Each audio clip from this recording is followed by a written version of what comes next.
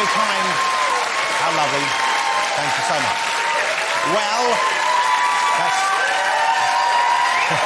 Thank you. Thank you very much. That's lovely. Now, hello and welcome to Friday Night with Jonathan Ross. So, ladies of Britain, brace yourselves. Prince Harry is single and on the loose. He's back on the market. He's split up with Chelsea. Hey, there she is. Blimey, she's orange, isn't she? Hey, she looks like an EasyJet check-in desk, doesn't she? But if that's how he likes them, good news, because the replacement is already in town, flown in from the States. Yes, she is. Well, we did say EasyJet, didn't we? Now... So he could move from Chelsea to Paris. You see? You see what we did there? I think she'll snare him, because she's been trying to learn about our monarchy, although she does think Lady Gaga is third in line to the throne. She hasn't quite got it yet. Shall we have a look and see who's in my green room for your entertainment this evening, ladies and gentlemen? Not a bad idea. My first guest is an American actor who was the first and, for many people, the only captain of the USS Enterprise. He is, of course, the majestic William Shatner. There he is. Mr. Bill Shatner, how are you, sir? Lovely to have you back. Hello, William. I'm going to try something I've never done before. I'm going to try and greet you in Klingon, OK? OK. How dare you say that to me in Klingon? Is that the How wrong thing? dare you Did I not say that? I love the way you speak sometimes. The camera came on. Now I can be loquacious. Marvellous, Mr. William Shatner, ladies and gentlemen. Fluent in Klingon. My next guest is a comedian, actor, and now, blimey, he's a proper film star as well. He is, of course, Mr. Eddie Izzard. Eddie Izzard. Looking handsome, Eddie. Yes, of course. I hate it in here. It's very creepy. It's horrible in here because everyone thinks it's a room with a relaxed thing, but it isn't. And you never show the people over here who are... Flip the camera around. Let's show how lovely it is, though. Flip the camera around. Okay. Flip over there. That's it. No. Flip the bloody camera. No, what's wrong with that? People don't really think it's a relaxing room. My next guest, ladies and gentlemen, is the amazing Glenn Close. Hey, Glenn, how are you? Looking fabulous. Watch out for the Shatner. Hello. You know, it was, of course, a long time ago. I think you'll always be associated with Fatal Attraction, no doubt about it. And there's that fabulous scene which stays with you, the boiling the rabbit scene. That's a terrifying moment. That scene has put more men off infidelity than mobile phone records. Poor little Flopsy, eh? And you know what? After watching that, most men were little Flopsy for about a month after. And the one, the only Lily Allen, ladies and gentlemen. Hey, Lily. You look fabulous. I love the black hair. You look great. Right now, before we start the show, I'm just going to tell you something that happened to me at home, and this happened for real. I went out the weekend. I took my wife on a date. We thought, we'll go out, we'll have a date without the kids, we'll go and see a movie. And we decided to go and see My Bloody Valentine in 3D. I don't know if you've seen that. It's out at the moment. Okay, it's good fun. They've got the special new 3D glasses. They're not like the old red and green ones. They're like polarised type glasses. I thought, I like these glasses. I thought I looked quite dashing in them. They were the glasses. So I didn't hand mine back in. I kept them. And she said, you meant to give the guy... I said, no, I'm going to keep the glasses. And I wore them. I was wandering around Leicester Square in the glasses, thinking I looked quite smart. Hoping someone would come up and ask what the square root of 79 was. I'm ready.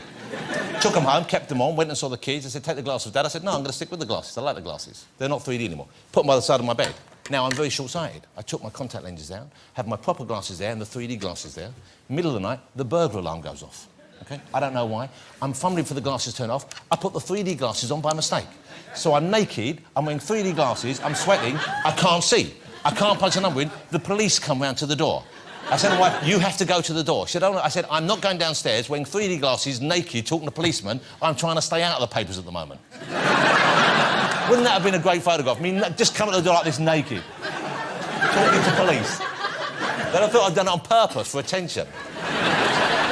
Shall we get my first guest out, ladies and gentlemen? Yeah. Why don't we have the privilege of being the first to try out our new couch? Look at that, we've got a brand new couch, ladies and gentlemen.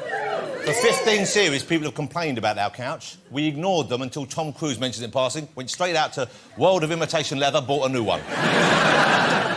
So please welcome, and I hope he's wearing his special test buttock so he can tell us what it's like, Mr. Eddie Izzard.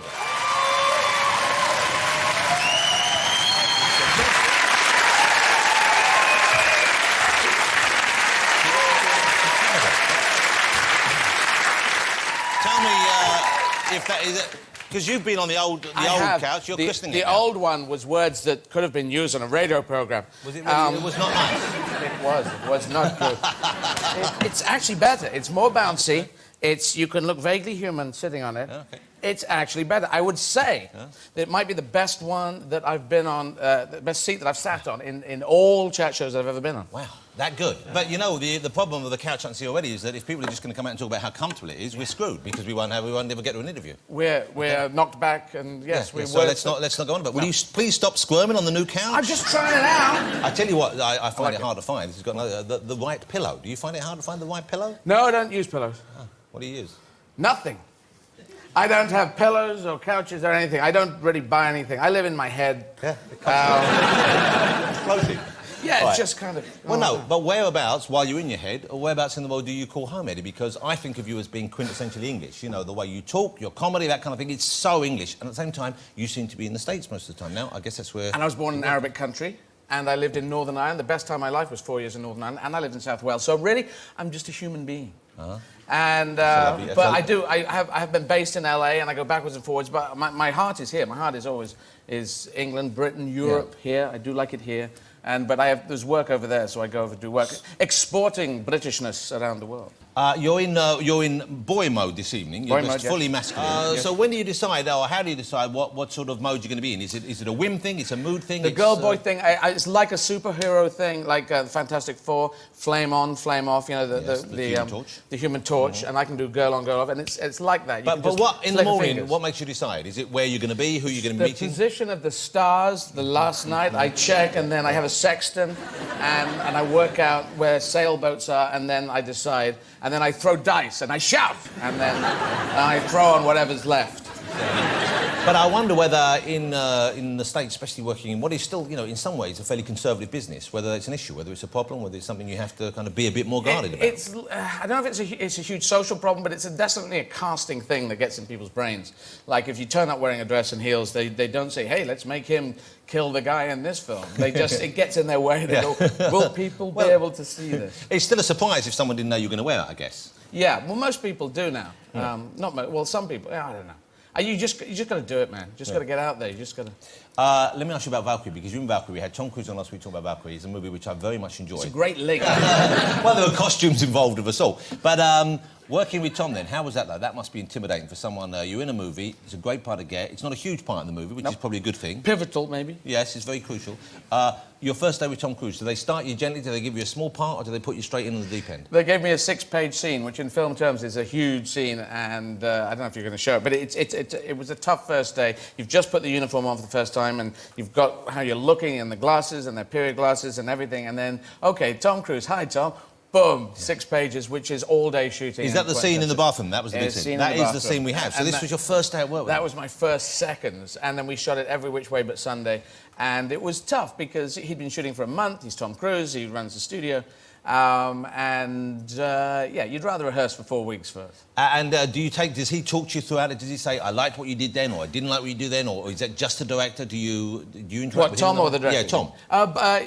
No, he wasn't really doing that, but he was coming up with suggestions and offers, you know, and there's sort of a rule actors need to say, you know, would you mind if I put some suggestions forward? And did you give him some back? Did you say... Yeah, I said, not that, no, do it a patch. Not like a pirate. I said, not like a pirate.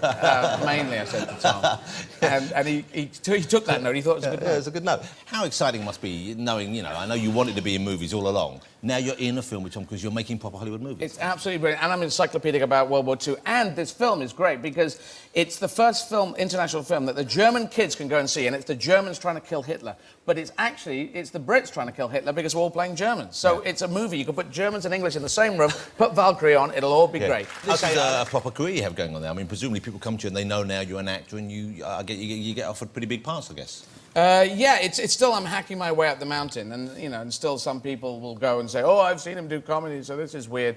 It's you know, it's what I want to do in the first place. So I've just done the standard curvy route of accountancy, street performing, stand-up into drama. It's the other way. But you're not going to give up doing stand-up, are you? Because I know fans of your stand-up will be heartbroken if that's the case. No, I played here in the West End, and I'm announcing here on your show. I'm doing a massive tour at the end of this year in the United Kingdom. This is the tour you did in the States already, is it? Strip? stripped? Yeah, this is stripped, and I've done it here to a small amount of people in London, but I'm going all around playing Wembleys and O2s and whatever, and then I'm going to play Madison Square Garden in New York, and then I'm going to play Outer Space. Yeah. You would, if there was a chance of going out, you would do Outer Space. First gig on the moon. If Richard Branson gets the moon, I'll do a gig there. But who would be there to see it? Small moon people. But you wouldn't be able to hear the laughing, would you? No. But it's good. I'm playing big gigs and small gigs. That's the thing. And it's announced because they can buy the tickets 10 a.m. tomorrow. 10 a.m. tomorrow. And your gigs sell out pretty quickly, don't they? I would have thought. They do tend to go, but it's yeah. And some people, people say it's giantism. You're playing two big venues, but they're playing a small venues as well, 1,000-seaters in and amongst the big venues. So. How does your act travel though? Because I know that you obviously what's funny is funny to a certain extent. But if you are in, say, let's say the more traditional parts of America, if you were down south, those places, do you tone your act down? Do you change it? No. Well, I've come to the conclusion. The clunk clunk clunk. I've come to the clunk clunk clunk. I have come to the conclusion, personally, that for, spiritually, God-wise, I've decided God isn't there because He doesn't seem to have any plan going on. And I think a lot of people in Europe had sort of moved away from God because we had 2 world wars and a lot of death, and He didn't come down and flick Hitler's head off at any point. Would you think He would have, just while he was making his speech? But then neither did Buddha, neither did any of the other guys. They come and flick his head off. No, Buddha's not a god, though. No, is he not? No. What's Buddha? Buddha's just a bloke who ate a lot of biscuits and had some good thoughts. He is. That's the whole thing about Buddha. So a really nice fat bloke. Yeah. Well, he obviously was a thin. He was Keanu Reeves, and then he was ate thin a lot initially. of biscuits, and then he thought, "Wow, hang on," and I have another hobnob, and then he wasn't doing that whole cardio, no carbs. I love after being 4. with you because I always learn so much. Buddhism is the only one that doesn't have a god. He's not a god. There's no godhead. They have no godhead. Okay. And so I believe in humans. I just don't believe in the bloke upstairs. Going to America, interestingly, you can't get elected in America without being with God in some shape or form. And I don't think you can get elected in Europe being with God. You don't. Really, you think that's the case? Well, Tony Blair became more religious once he left. Yeah, he was kind of almost in the closet. Yeah, well, he sort of played it all down, and it's like an inverse thing. That's the way. But down the middle of America, I was playing to socially progressive audiences. So you have 2,000 people come in who weren't the kind of Bible bashers. Yeah, the sort of people who are doing that probably wouldn't go and see you in concert anyway. Would they? I'm quite a sort of big cult. Big-headed idiot. But I'm not hugely well known. I'm not known like Tom Cruise is in America. Of course not. And if I come in, a few years' time when I come into the middle of America, they might get outside with placards and go, he's weird. But you don't change your act then? You don't go in there and leave bits out knowing that it might offend you? You just go... Same thing. Iceland, London, Paris, St. Louis in the middle of America, or Memphis, Nashville, same gig. I liked... I saw you at Amnesty International. Oh, yeah. You thing there. And you know what? You do seem to structure your act. I don't know if you do this deliberately or the way it works, but you do... It is genuinely a kind of a learning experience sometimes. You put information into your act as well. Oh, well, hopefully. There's all Wikipedia there, which obviously has stuff, and I know you use the internet a lot. But I realise in stand-up... Hang on, we should explain. Mainly for social networking, ladies and gentlemen. Okay, don't get the wrong idea there. It is the Twitter thing you mentioned last week. And it's such great information out there. Before that, we used to not know about things, and you had to join a library. Yeah. And now you can find out about stuff, shove it into your material, and people can actually get some facts out. So the stuff you're doing, like about cavemen and Stone Agemen, was that Wikipedia-based? You studied that first, or was it just an interest you had away? Yes, it's stuff I know, and then I think about it, and then I say it, and then I think, hang on, are those the right dates? And then people actually tell me those are the wrong dates. All right, I do Q&As with people, and they say, hang on, you've got that wrong. Yeah. And so I've tried to change it so that it's almost all factual, and then just me putting weird scenes like the day before Stone Age when they went hunting with nothing and said, we're just going to slap this bison till he dies.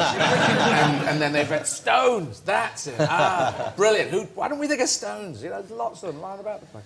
And when you're on stage, you know something's working already just because it's getting laughs, or you take it out if it isn't getting big enough laughs and go on working again, or just throw it away? What do you do? Yeah, you give it about 5 goes, 5, 6 goes. Some pieces you keep forever, even though they're not funny. And why do you do that? Just because you can't say goodbye to them? Well, yeah, there's a Badger bit I talk about. Badger keeps asking God for different foodstuffs because God hasn't invented food, because I'm using God even though I don't believe in him. And he's coming up with foodstuffs and he refuses it, and God says, oh, badgers can be choosers. And see, that's the reaction from the audience. That's a terrible joke. I know, but I love it, because who does... badgers can be choosers, badgers can't be choosers. That's just a stupid thing, but I insist on keeping it in. But Glenn loves it. I know she's a fan. She's a fan of the badger-based material. I do. I think it's really funny. But I liked your thing about gun control and the ape, too. Oh yes, that's The chimp. that was an NR National Rifle Association in America saying guns don't kill people, people kill people. But I said, and monkeys do too if you give them a gun. And they've got good aim. Yeah, and then I said you've got to give a gun to a monkey and put him into Charlton Heston's house and film it. And because he was very pro-gun, and he was in Planet of the Apes, so I guess there's he was playing the whole monkey gun thing, and you train the monkey to reload really well, but to shoot. You don't train him to shoot, so he's just shooting anywhere, and then reloading like an FBI guy, and then just shooting. You know? So I filmed this in my head. You know where I want to go on holiday next time I go on holiday? Inside Eddie's head. That's where I want to go on holiday. I like to see it up close. Eddie, great to have you here again. Nice to be Ladies and gentlemen, Mr. Eddie Izzard. Eddie, thank you. Marvellous. Off you are. Eddie Izzard, looking handsome. Can we get my next guest out, ladies and gentlemen? And welcome to Friday Night with me, Jonathan Ross. Welcome to Alan Carr, China!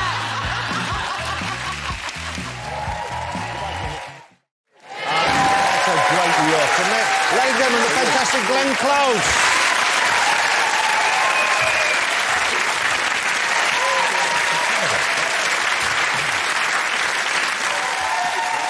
Lovely to have you here. Oh, lovely to Thank be you. here. Come and sit down on the new comfy It's couch. very, very lumpy looking. Well, you couch. look incredible. Come and sit down. Thank you. First of all, congratulations on that performance. We'll talk about that in a minute. But congratulations are in order, I believe, because you now have your star on the Hollywood Walk of Fame. Is that right? I do. Wow, and that was quite recent. It was. Well, look at there. Well, you're obviously thrilled by it. I'm not quite sure. Do you know who you're next to? Who's on either side of you? Do No, you have I a say in don't, that? because they had all that. They had a big platform, and it was hard, and I was so preoccupied. I didn't think who I'm going to be next to into eternity. So you haven't been back to see it yet? You haven't Not walked yet. up on No. And do they have someone who looks after it for you? Do they have someone make sure that the gum doesn't get sticking on there, and they I kind of want gum on it. You want it to look lived in. I want it to be lived in. Well, you know, over the Christmas period, and I'm sure you get this all the time, but no one can forget the performance you gave in Fatal Attraction. That really was just what a remarkable movie, wasn't it, ladies and gentlemen? It really is. A unique and brilliant performance in one of those movies you don't forget. I watched it with my kids over the Christmas period because I like watching old movies with them. And what was interesting, I thought, no. Some pretty racy scenes for kids. No, you know, I said this is a great movie from the 80s, and we can shut your eyes. How did you explain the elevator scene? Well, that was the scene, I think, when I said, don't look. Oh. And my daughter said, Dad, I've seen Sex and the City. So how do you prepare for a scene? Because that's the kind of fruity scene with you and Michael Douglas. How do you get warmed up for a scene like that? I knew the prop guy, Tommy Sacchio, who had been in my first movie, and I said, I just want a pitcher of margaritas. So you got drunk? I did. So you were drunk when you were... Yes, and I had no cares. Wow, that's a great way to do it, isn't it? And did Michael didn't take advantage of it? Michael was really happy. And surprised. Did you fall asleep afterwards? No. That's what us men do. Yeah. The interesting thing about watching it with my kids and watching it again myself, so I remember at the time I saw it and it played out very much as a kind of, an action, horror, thriller almost, like a psychological thing. But watching with the kids, more so than before, I really felt for Alex, for the female character in it. Because she's actually, until you go and kill that bloody bunny, we were all on your side. The kids as well. Did you feel that when you were making it? Were you empathising more with her, or did you see her as the villain of the piece? Oh, no, I empathized with her totally. Because my research for that film was... First of all, when I read the script and I couldn't get it out of my mind, I thought the bunny boiling was a little over the top. Yeah. And so when I got the part, the first thing I did was give the script to 2 different psychiatrists and said, is this behavior possible? And if it is, what would create it? And of course, they both came back and said, yes, there are people who will do this. And it was the exploration of what would create that behavior that made me really love her. I mean, she was in great duress. She was not a evil person. She was someone who needed help. Yeah, he was the one misbehaving. Yeah. Were you at all concerned about doing it? Because I know the ending was changed in a way that you didn't particularly agree with initially. Oh, yeah, no.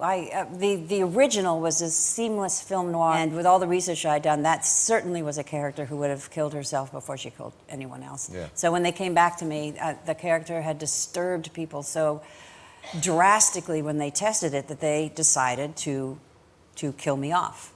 I couldn't believe it. I thought they were joking, and I felt I had betrayed. It was a terrible moment, actually, for me, that I would betray this character. But finally, I actually called up Bill Hurt, who I just finished working with, and said, this is happening. I'm trying to, you know, it's a crisis. And he said, well, you've fought your battles, you've made your point, and now you owe it to the people who you worked with in the film. Just bite the bullet and do it. It probably maybe wouldn't have been as big a hit if it had the ending you initially wanted, which was, I of think course, that's true. more satisfying in some ways, but in It's other much ways... more cathartic. Yeah, yeah. People have to, well, certainly Americans want to have the, they want to feel that the family has a possibility of getting back together Yeah, again. of course. You know, but you look at that case, isn't it hard to believe that's like almost 20 years ago, or just about 20 years ago? You don't look like you've aged at all. Oh, please, how nice. But man, how do you keep in shape? What do you do? I would like to say that I go to the gym every day, but I don't. But didn't you you've done a triathlon fairly recently, is this right? You did a... Last May. Wow. I've done a mini triathlon. Well, what's a mini triathlon then? Smaller than a No, major one. I gathered Mini that. But is triathlon. it like still, is it like just walk your dogs, pick up some bags, No, go home and sleep? no, it's or like is it 500, I don't know how, it's a long thing in the pool, and then you bike for 12 miles and run 3 miles. That's incredible. And you must have been exhausted by the end of it. It was an absolute torture. It was terrible. I did it twice. You did I twice? thought the second time I'd done so much better, and it was exactly the same time as the first one. Would you do it again? I don't know. Maybe if I can train, but I'm a really bad swimmer. That's my downfall. And you're inside because it's in Maine, this particular triathlon, in the beginning of May, it was very cold. And I, in my innocence, asked this really nice guy who heads it up, I said, is it okay if I use my snorkel and mask? So he said, sure. So I came, and all these people in their Speedos and their, you know, bodies, and they're really serious about it, and I was there with my snorkel and my mask. And they start the race, and you know, you all of a sudden realize you can't dive in with your snorkel and your mask. The whole gallery of people who are the better athletes, because they're not the first wave, are watching, and I kind of got into the pool like this. Oh my God. Then I totally lost my breath and did the whole thing backstroke. It was terrible. Then I kept saying, you just have to finish, you just have to finish. Well, it's a bold thing to do. Well, congratulations. Well, I would never even think about doing one, and I'm only in my late 20s, so I don't know how you have the energy or the willpower. Now, have you seen Glenn in Damages? What a fantastic show. I missed it when it was going out, and I have the box set now. Incredible drama. What a great part as well. It seems to me, and maybe I'm wrong, but there seems to be so much good writing in TV, especially American TV at the moment. It's like it's almost like a golden age. I think it is. I really think it is. And I think actually shows like ours, these really challenging, complex drama series, I really think it's a new art form.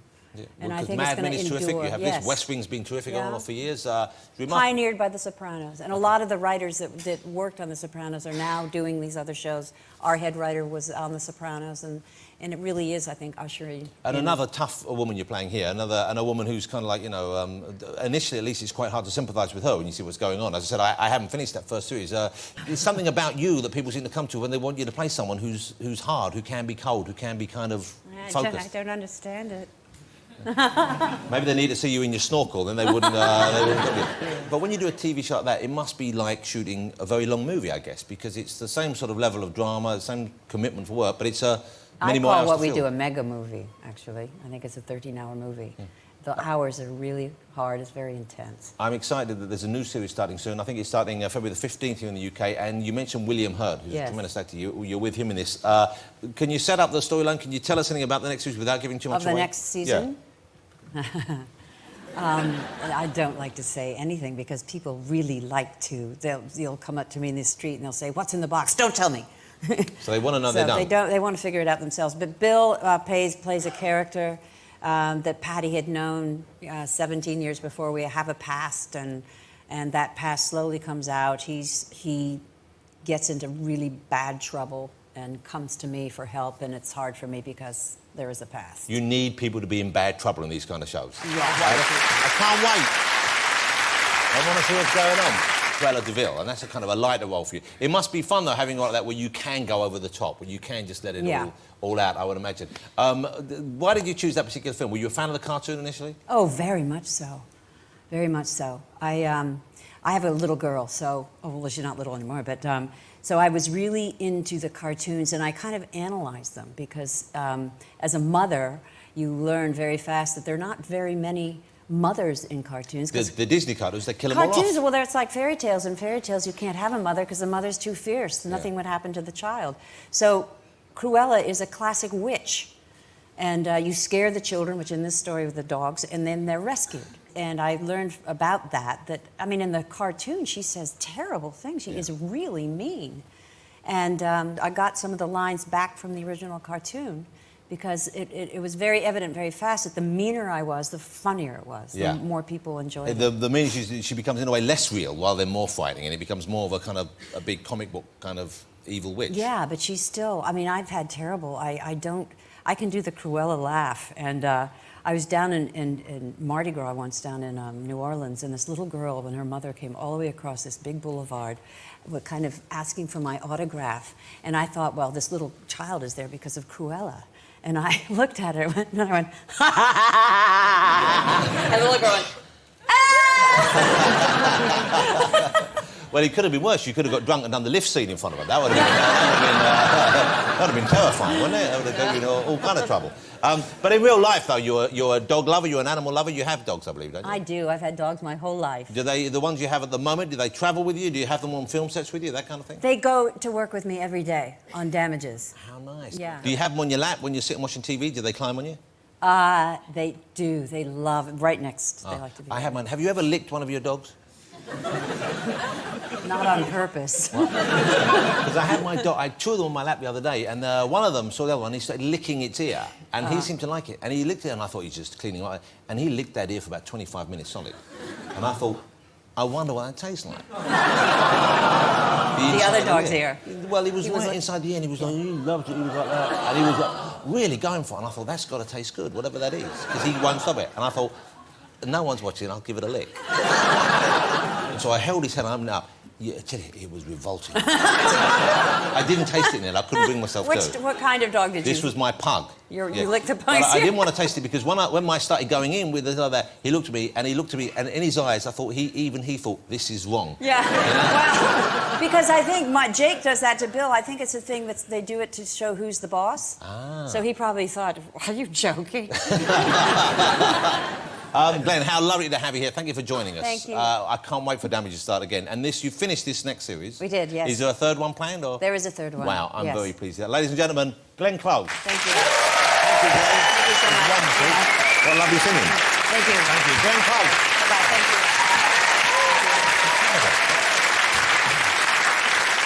Can we get my next guest out, ladies and gentlemen? Why don't we? There are some people who you just grew up with on telly. There are some people you watched all your life, and it's hard to imagine television without them. Ladies and gentlemen, Mr. William Shatner.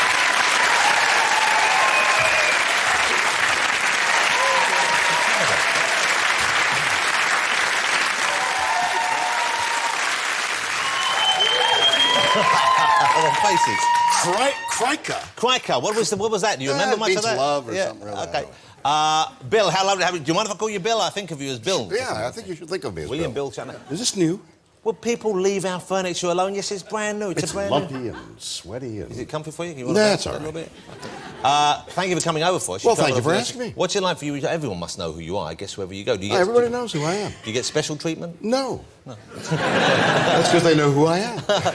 But they can't be anywhere in the world, but they don't know about Star Trek, about Captain James T. Kirk. Pretty much a lot of people know. Where have you been recognised? What sort of places? Latest, interesting, yes. Friday. Somebody calls me and says, my friend is a police chief going over to Jordan, and King Abdullah of Jordan is a fan, and do you have anything you could sign? And so I found something, and I signed it to King Abdullah from an admirer, William Shatner. But it must be a strange thing to carry around a character around with you from that long ago, I guess, isn't it? Because you've played many other roles, you've been in many other movies and TV things. Yeah, well, I mean, it isn't like... It isn't any longer obsessive.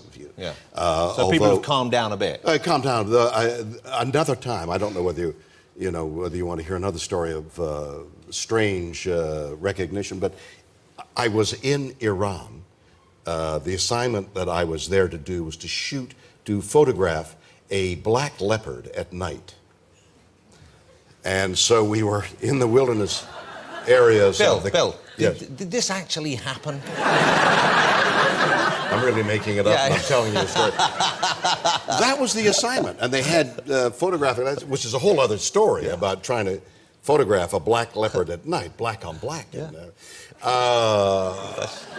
But the story is that I'm in the wilds of the Caspian Sea, in the area where it's one of the wildest areas in the world, and there's a little tiny tin plated place that sold chicken kebabs to the natives. And there's a little tiny black and white television set at the very end that's on. The crew is like up front, and we're eating chicken kebabs. And the guy with the big bear hat, you know, and the sword, and he's the waiter. He's dressed up in a costume, and he comes over to me. Are you Captain Kirk? It was really wild. Well, that does sound. It's quite. I'm exhausted just listening to that story. I would have said crikey right there. You know, but I'm sure it's not a part you regret taking because it transformed your life completely. In a way, it transformed everyone's life. It transformed everybody's life. Yeah. The world is transformed as a result of my taking Captain Kirk. Bill. That's my name. I'm a little upset about something. You're upset? Yeah. Why? Because the new Star Trek movie's coming soon. I know. And you're not in it. You think you're upset? Yeah. What? Yeah, exactly. What are they thinking? What are they thinking? Why are we even talking about it? What's wrong with them? I'm not in it. I don't care. I don't know. Well, why aren't you in it? What's going on? I don't. You know, if I were producing it, I'd have thought, put Shatner in it. He'll get on this show. Bill, if you were producing it, you'd be starring in it, wouldn't you? Let's be honest. That's right. I'd be starring it. I'd be directing it, and I'd own it. But your friends, you're very close with Leonard Nimoy still, I believe. Is that correct? Yes. So, and which was tough, beating him into submission on that scene. Yeah. Well, you were always the better fighter. Yes, I was. And a lover. You always got the... He disagrees. I know. Emphatically, but he's wrong. You always got on with the blue-skinned ladies and the green-skinned ladies. It comes off in your hand, you know. What are we talking about? I don't know. You got to be careful.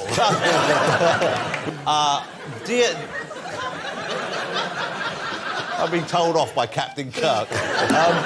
Do you miss doing that particular show? Do you miss doing T.J. Hooker? These shows are a big part of your life for a while. Do you miss those particular characters? Well, you know, those are series, and I'm in another series that... of course you are, yeah, Boston Legal. Ended,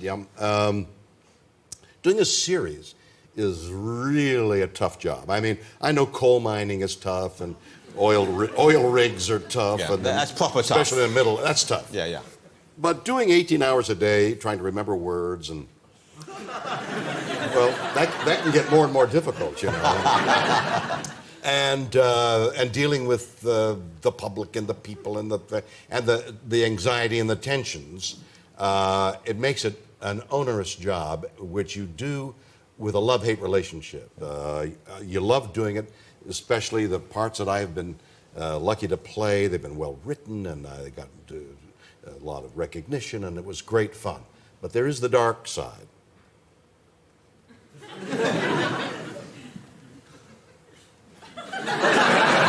There is the dark side of all that work and broken relationships and the fact that... So the time you put in, the investment you have to make in something as major as that. That's right. Let me ask you about T.J. Hooker. I love T.J. Hooker, ladies and gentlemen. It's a kind of a... Can I be honest with you? Don't take it the wrong way. It's kind of a guilty pleasure. Because... it should be an honest... You should open up to the world and yourself that you love T.J. Hooker, and you'll feel better. I love T.J. Hooker because it was the worst cop show in the history of cop shows. It was great fun. I had to ask you. You know what I mean, though? But it was kind of unconvincing as a cop show in a way. Really? Why, I wonder? About a third of the way it was convincing. And then it became more and more unconvincing. That's the longest conversation two men have had pointing guns at each other. Try and talk them down. That's what I say. Try and talk them down. But that was pretty bad. But it was... how many years did you do T.J. Hooker for? 6. 6 years. Okay, and how long have you done Boston Legal for now? 5. So that's the longest so far, and it's coming to an end, unfortunately, Boston Legal. It has come to an end. Yes, month ago. So Well, we've got it over here. The last series is playing out now. You are? Yeah. It's been playing here for all these years? I think more or less. Was I more convincing as a lawyer than I was as a... Please don't take that personally. Why have you taken that personally now? Because you're talking to me in public. Yeah, but you didn't come in here harbouring the illusion that T.J. Hooker was a gritty crime show, really, did you? Well, I'd like to live with the madness, the insanity of it was convincing, and now you've destroyed that, and I'll have to get depressed now.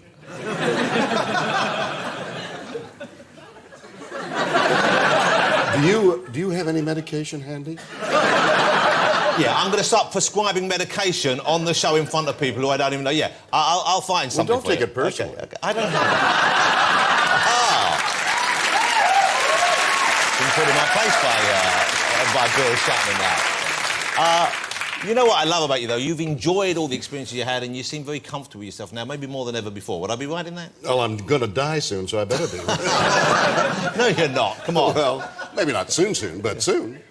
I mean, it may not be an emergency for the show, but it will be an emergency for me sooner or later. Okay, no, but you're not concerned about that just yet. No. Well, I'm concerned about it. Well, I was concerned about it when I was born. Yeah. There's nothing we can do about that. No, exactly. Well, we must have you back on more often to bring us all down. Our impending mortality. Well, it'll bring you back down to reality, so where you can face the facts that Let me ask you. you are going to die. Well, Bill, I've made plans. Do you have a grave spot thing? No, I don't have a bloody grave. I'd buy one if I were you. What are you going to do with your bits? Are you going to have yourself? Are you going to be sprinkled somewhere, or are you going to be? Yeah, I'm going to get sprinkled. Yeah, whereabouts? Any idea? Yet? I have an exact spot. You got a sprinkling plan? Can you tell us about this, or is it one of those illegal sprinklings? No, it's a legal sprinkling. Where are you going? Do you want to? Well, I've got a farm and you got, people. You got someone to do the sprinkling for you? I've got people. I've got volunteers. I haven't got any sprinkling sorted out yet. You don't have any sprinkling people? No, not yet. I'm thinking of having myself kind of like... You ought to run a contest. I want to be preserved. Like a jam?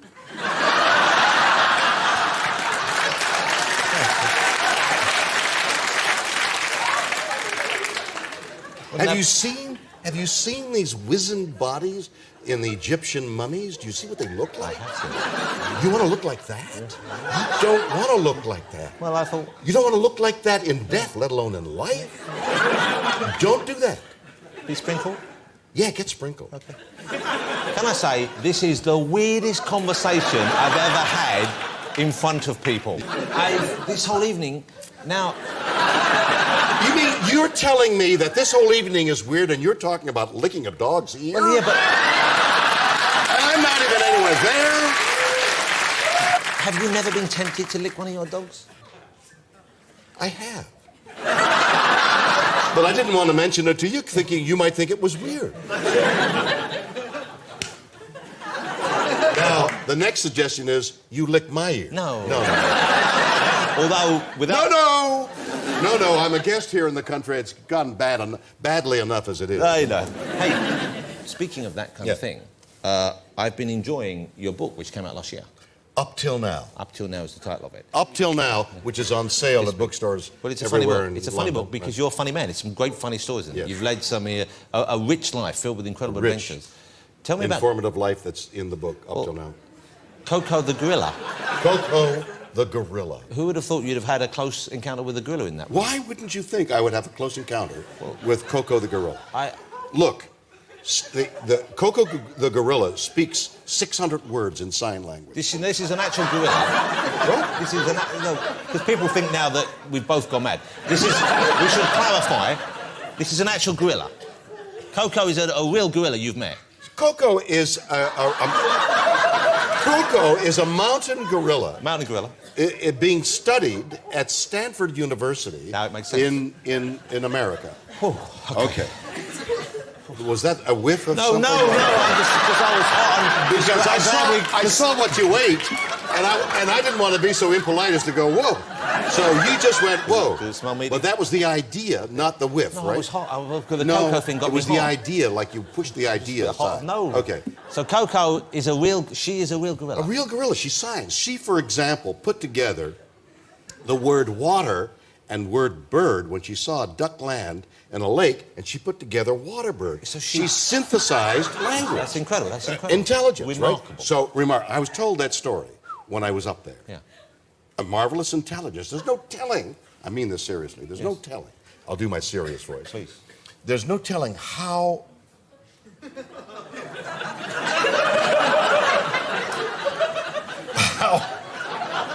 intense, how enlarged, how great the minds of animals are in their subtlety in understanding. We don't know how much animals understand. How much did that dog like the taste of that ear?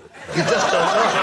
I think I do know. Too much. Too much. See? But that's a human judgment on the dog liking too much to lick. Who am I to judge? Exactly. You're not a dog. You don't know how much that dog likes to lick. I promise you one thing. Look, tonight, I'm not judging dogs anymore. That's very good. You've learned your first lesson. So now, Coco has learned 600 words and communicates in sign language. Water bird. So now I'm in the cage with... Hold on. How have you got in the cage? Why are you... Just because you can do that, why did you get in the cage with her? The environmental people wanted publicity to save a species, one of the many species. Of gorilla?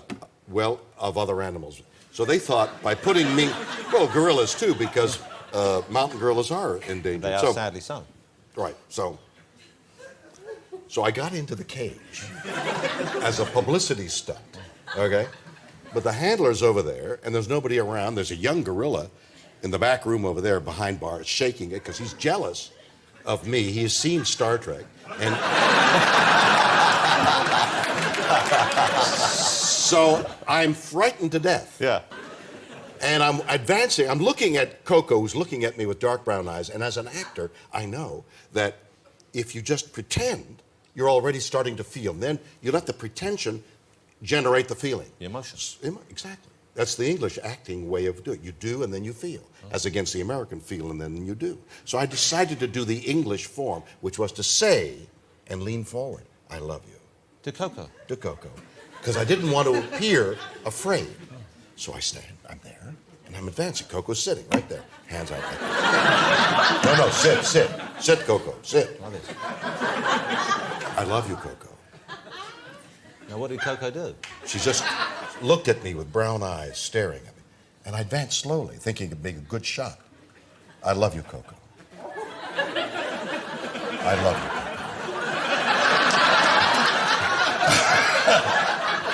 I love you, Coco. No wonder these gorillas are dying out. And Coco...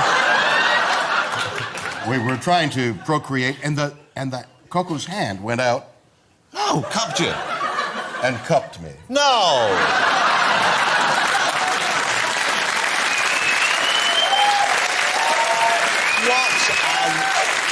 What a life you have lived.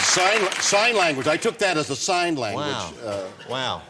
Well, we can't keep you because I know Coco's waiting for you back at the hotel. A man getting her through customs, that's some job. How great to have you here. He's one of a kind, ladies and gentlemen. Let's cherish him. It's Mr. William Shatner. God bless you, Will. Fabulous. Thank you so much. John Shatner. It's great to see you. Thank you, Coco. William Shatner. What a man. When I grow up, I want to be William Shatner. What a character, eh? Should we get my last guest out, ladies and gentlemen? Why don't we welcome the lovely Lily Allen.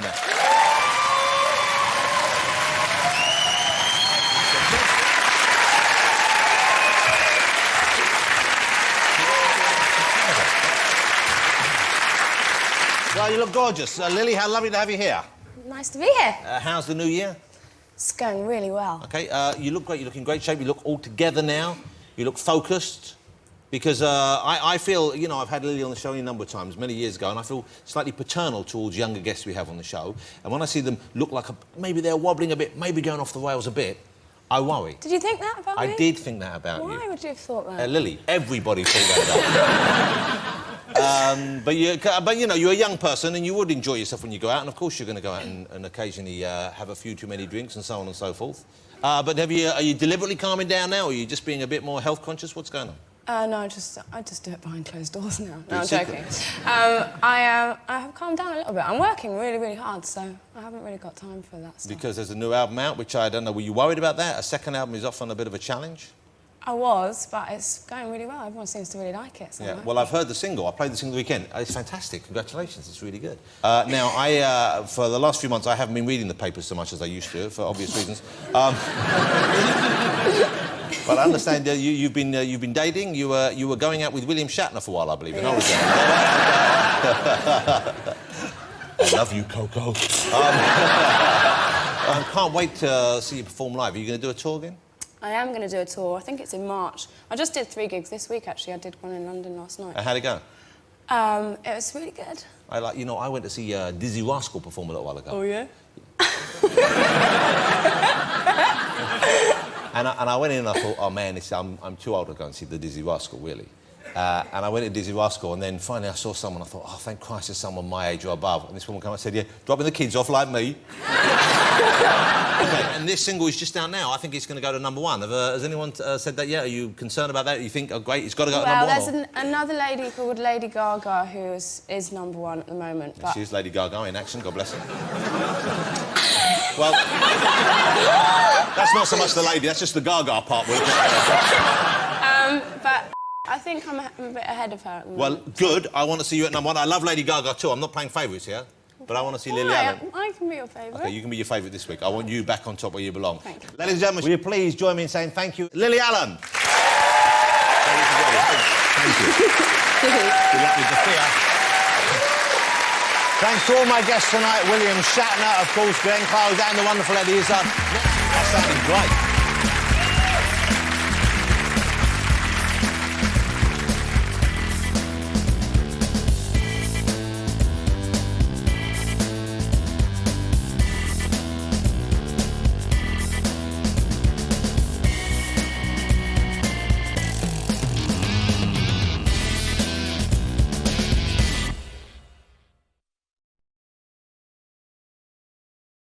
Welcome to Friday Night with me, Jonathan Ross. Welcome to Alan Carr, China!